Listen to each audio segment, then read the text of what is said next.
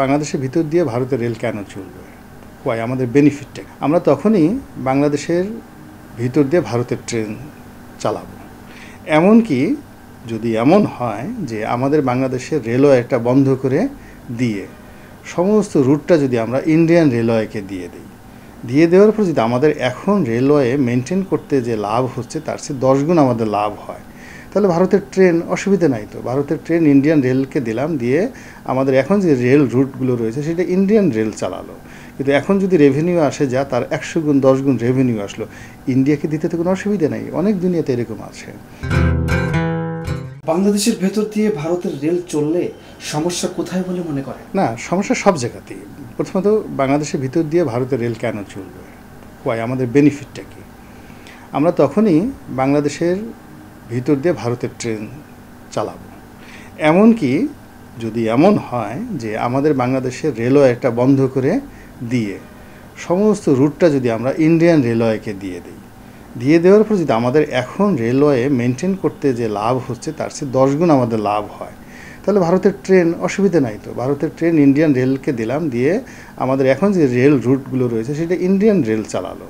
কিন্তু এখন যদি রেভিনিউ আসে যা তার 100 গুণ 10 গুণ রেভিনিউ আসলো, ইন্ডিয়াকে দিতে তো কোনো অসুবিধা নেই। অনেক দুনিয়াতে এরকম আছে। আমাদের দেশের মধ্যে ইন্ডিয়ান রেলওয়ে চলতে পারে। আমাদের যে ঢাকা শহরে যে যানজট, বাস, আমরা যদি বলি যে না, আমরা এখন সিঙ্গাপুর বা হংকংয়ের যে মেট্রো সার্ভিস আছে আমরা সেটা আনবো, হংকংয়ের বাস চলবে, কেউ আপনাকে আপত্তি করবে না। কিন্তু আমরা এই যে ইন্ডিয়ান রেলওয়েটাকে এখানে দেব, আমাদের লাভটা কী, বেনিফিটটা কী, সেই বেনিফিট তো আমরা অ্যাসার্টেন করতে পারছি না, নির্দিষ্ট করতে পারছি না। তো বেনিফিট যখনই নির্দিষ্ট করতে পারছি না তখনই সেখানে গুজব হচ্ছে, কেন দেব, হোয়াই উইল ডু ইট। তো এই জিনিসটা আমরা বলতে পারছি না, আমি নিজেও জানি না যে কেন এটা দেওয়া হচ্ছে। বিনিময়ে আমরা তোমাকে রেল ট্রানজিট দিলাম, আমার লাভটা কী? আমার তো কোনো লাভ নেই। তো আমার রেভিনিউর লাভ কত, বা আমাদের রেলপথের উপর যে চাপ পড়বে, তারপরে আমাদের তো প্রতিটা রেলের একটা মেনটেন্যান্স আছে না, যে পদ্মা চলবে সেখানে মেনটেন্যান্স আছে, এনভায়রনমেন্টাল একটা প্রবলেম আছে। ওই গাড়িগুলো যাবে, কয়লা মানে যেভাবে চলুক না কেন আমাদের পাওয়ার খাবে। যদি ইলেকট্রিক চলে, যদি সেগুলো ডিজেলে চলে, সেগুলো আমাদের মানে পরিবেশ নষ্ট করবে। এরকম হাজারো রকম সমস্যা রয়েছে। এই যে ভারতীয় লোকজন যাওয়ার সময় যে আমাদের এখানে যে পায়খানা করে যাবে মানে রেল লাইনের উপরে, এগুলো তো পরিষ্কার করতে আমাদের লোক লাগবে। তো এটার বিনিময়ে আমরা লাভটা কী, ক্ষতির পরিস্থিতি লাভটা কী, এই জিনিসটা সরকার বুঝাতে পারছে না, এবং এটা বোঝানোর কোনো রিজনও নেই। যেখানে আমরা আমাদের অনেকগুলো রুট চালাতে পারছি না, ট্রেন লস দিয়ে যাচ্ছে, আমরা ম্যানেজমেন্ট ঠিকমতো চালাতে পারছি না, অনেক জায়গাতে যে রেল সংঘর্ষ হচ্ছে, ট্রেন উল্টে যাচ্ছে। পুরো আমাদের সেই এক্সিস্টিং যে রেলওয়ে সিস্টেম, সিগন্যালিং সিস্টেম, এটা এখনও পর্যন্ত আমাদের এই স্বল্প পরিসরের রেল চালানোর উপযুক্ত নয়। তো সেখানে ভারতে যদি কয়েক জোড়া 10-12 জোড়া ট্রেন ডেইলি চলে, তাহলে ওই জায়গাকে ওই স্পেস দিতে গিয়ে আমাদের পুরো সিগন্যালিং ব্যবস্থাটা মানে নতুন করে ঢেলে সাজাতে হবে, নতুন লোক লাগবে। তারপর শেষে ওই যখন ভারতীয় রেলগুলো চলবে তখন ওই সময়টাতে আমাদের রেলগুলো কখন চলবে, এগুলো টাইম শিডিউল নিয়ে হাজার রকম সমস্যার সৃষ্টি হবে। তো সব মিলিয়ে যে একটা মাস্টার প্ল্যান, সেই মাস্টার প্ল্যান তো জনগণের সামনে আমরা যদি উপস্থাপন করতে পারতাম যে ইয়েস এই কাজ করলে আমাদের লাভ হবে, সেটা পারছি না। এবং এটাই হলো ভারতীয় রেলের বাংলাদেশের সবচেয়ে বড় সমস্যা। বর্তমান সরকারের সঙ্গে ভারতের সুসম্পর্ক, তা সত্ত্বেও সীমান্ত হত্যা কেন বন্ধ হচ্ছে না? না, বাংলাদেশের সঙ্গে ভারতের সুসম্পর্ক নেই। ফার্স্ট থিং হলো কোনো সুসম্পর্ক নেই, এটি সাজানো মেকি সম্পর্ক। আওয়ামী লীগের এই মুহূর্তে ভারতের সাহায্য ছাড়া কোনো উপায় নেই, দে হ্যাভ নো অল্টারনেটিভ। এই জন্য তারা ইচ্ছের বিরুদ্ধে হলেও মানে দিল্লির সঙ্গে তারা একটা সম্পর্ক রাখার অভিনয় করছে। কিন্তু প্রতি মুহূর্তে দিল্লি বলেন, কলকাতা বলেন, ভারতীয় সেনাপ্রধান বলেন, মানে আমলাতন্ত্র বলেন, এদের যে আচার আচরণ, অ্যাটিটিউড, এর দ্বারা আমাদের রাষ্ট্রযন্ত্রের সমপর্যায়ের মন্ত্রী, এমপি, আমলা তারা অপমানিত হচ্ছে। ফলে এই অপমানিত অবস্থাতে হিউম্যান বিইং, এমনকি একটা পশু, তারাও কিন্তু অপমান সহ্য করে না। আপনি একটা বিড়ালকে একটু অপমান করার চেষ্টা করুন, একটা ফ্যাস করে আপনাকে একটা খামচি দিয়ে বলবে। এখন দেখেন বাংলাদেশের প্রধানমন্ত্রী যখন দিল্লিতে গেলেন, একজন প্রতিমন্ত্রী পর্যায়ের লোক তাকে রিসিভ করতে গেল। আর আমাদের যখন নরেন্দ্র মোদী আসে না, প্রধানমন্ত্রী নিজে সেখানে চলে যান। এটি কি প্রধানমন্ত্রী এতটুকু আত্মমর্যাদা বোধ নেই যে আমি যাচ্ছি, আমাকে একজন প্রতিমন্ত্রী দিল, আর সে যখন এলো আমি নিজে সেখানে গিয়ে উপস্থিত হলাম? তো এই জিনিসগুলো আসলে তারা যে করছে, আওয়ামী লীগ বাধ্য হয়ে করছে। যদি রেসিপ্রোকাল হতো, সম্মানটা ওইভাবে হতো, মোদি চলে আসতেন, খালেদা জিয়া যখন গেলেন তখন তো আসছেন না, প্রধানমন্ত্রী আসছেন না, মনমোহন সিং নিজে আসছেন, জিয়াউর রহমান গেছেন, তখন প্রেসিডেন্ট এবং প্রধানমন্ত্রী দুজনই এয়ারপোর্টে আসছেন। তো যার জন্য এটা তো ইতিহাস আছে। তো আমাদের শেখ হাসিনা যাবেন সেখানে কেন একজন প্রতিমন্ত্রী আসবেন? তো এটা আসলে সমপর্যায়ের রিলেশন না। তো এখানে সৌদি আরবের ক্রাউন প্রিন্স যখন আসছেন তিনি তো মোদির পর্যায়ের না। হ্যাঁ, ক্রাউন প্রিন্স যখন যাচ্ছেন তিনি তখন লাল কার্পেট নিয়ে একেবারে প্লেনের দরজার সামনে গিয়ে মোদি দাঁড়িয়ে থাকছেন। তাহলে শেখ হাসিনাকে তো আসলে ওইভাবে মূল্যায়ন করা হয় না। তো এখানে তো যার জন্য এটাকে সুসম্পর্ক বলে না। শেখ হাসিনা যেতে বাধ্য হয়েছেন, তার প্রয়োজন ছিল, এই জন্য তিনি গিয়েছেন, এবং এই কারণেই দিল্লি মনে করেছেন তার প্রয়োজনে আসছে। হ্যাঁ, তো আপনি যদি শুধুমাত্র আপনার প্রয়োজনে আমার কাছে আসেন, আপনাকে আমার এত চা খাওয়ানো, এত আদর যত্ন করার দরকার নেই। আর আমার প্রয়োজন যখন আনবো তখন দেখবো যে আমি সেই লিফটের গোড়ায় আপনার জন্য দাঁড়াই আছি। এটা স্বাভাবিক। তো শেখ হাসিনা যে দিল্লি গেছেন শেখ হাসিনার প্রয়োজনে, ভারতের প্রয়োজনে নয়। এই গেল একটা ব্যাপার। 2 নম্বর হলো যে আওয়ামী লীগের বিকল্প মানে দিল্লির হাতে নেই।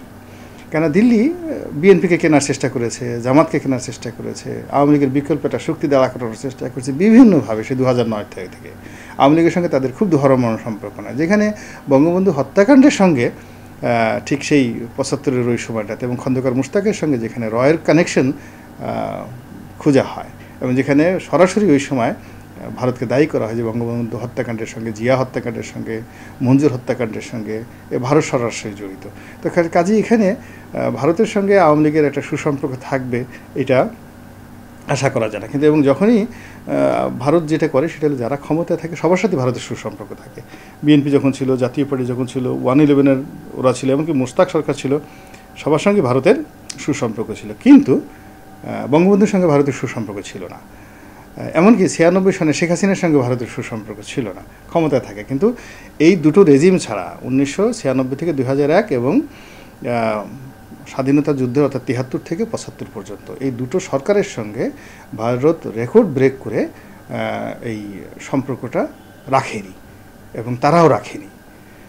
তারা না রাখার কারণে, বিকজ তারা মনে করেছে আমরা অনেক জনপ্রিয়, ভারতকে টেক্কা দিয়ে আমরা টিকতে পারবো। এর ফলে তাদের অনেক ক্ষতি হয়েছে। 96 সনে অনেক ক্ষতি হয়েছে, আর 75 অনেক ক্ষতি হয়েছে। তো ওই ক্ষতির কারণে কি হলো, ক্ষমতায় থেকে অর্থাৎ বিরোধী দলে থাকলে বিএনপির বা অন্য কোনো দলের ভারতের দরকার নেই, কিন্তু বিএনপি যদি আবার ক্ষমতা আসে ভারতকে দরকার হবে।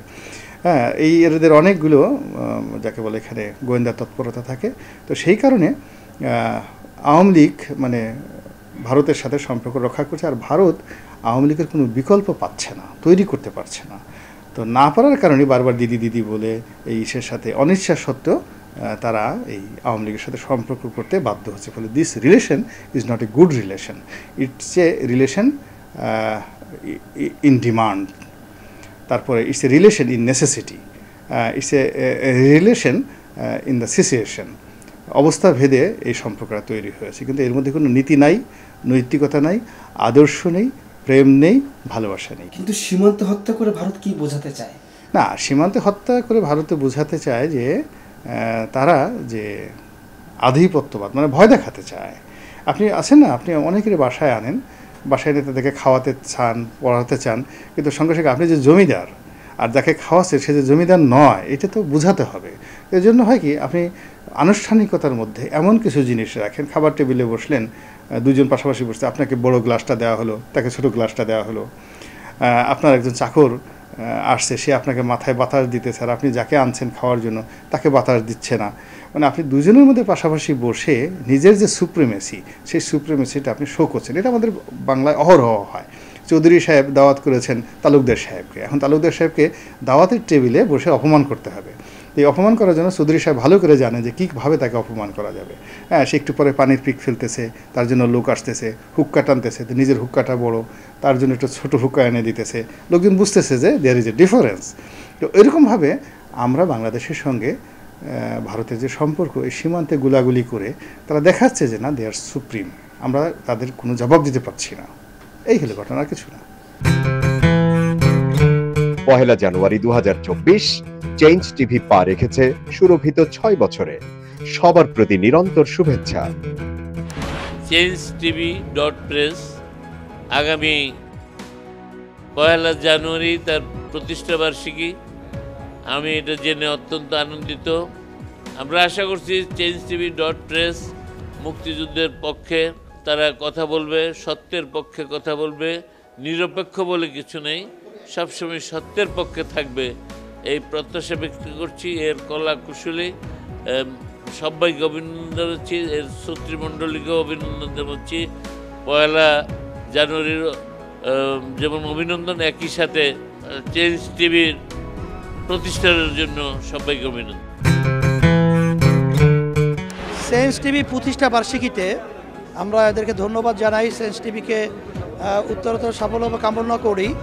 আর সাথে সাথে আমরা বিশেষ করে এদেরকে অনুরোধ করব যেন তারা দেশের পক্ষে এবং বাংলাদেশের জনগণের পক্ষে, ইসলামের পক্ষে, হকের পক্ষে, সত্যের পক্ষে তারা যেন সুন্দর পরিবেশন করতে পারে এই আশাবাদ ব্যক্ত করি। আমি শুনে খুবই খুশি হয়েছি। চেঞ্জ টিভি প্রতিষ্ঠার পর থেকে এটি অত্যন্ত বস্তুনিষ্ঠ খবর পরিবেশন করছে। তাছাড়াও দেশের অর্থনীতি, রাজনীতি বিভিন্ন বিষয় নিয়ে তারা জাতির সামনে বিভিন্ন তথ্য তুলে ধরে।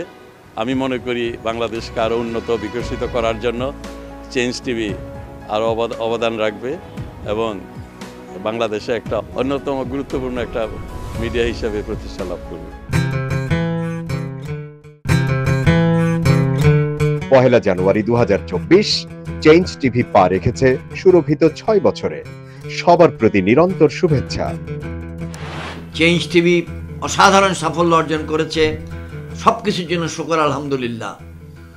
আমি বিভিন্ন নামে 400-এর অধিক এপিসোড চেঞ্জ টিভিতে আমার আছে, বিভিন্ন নামে দ্বিমত, ডার্ক রুম ইত্যাদি। অর্থাৎ এদের উত্থানের সঙ্গে, সাফল্যের সঙ্গে আমি ওতপ্রোতভাবে জড়িত। আমি তাদের সাফল্য কামনা করি এবং নিশ্চিত চেঞ্জ টিভি এবং তার দর্শকগণের নিকট আমি দোয়া চাইবার অধিকার রাখি। আপনারা দোয়া করবেন। changetv.press, এক ফোঁটা হলুদও নেই। 1 জানুয়ারি 2024 চেঞ্জ টিভি পা রেখেছে সুরভিত 6 বছরে। সবার প্রতি নিরন্তর শুভেচ্ছা।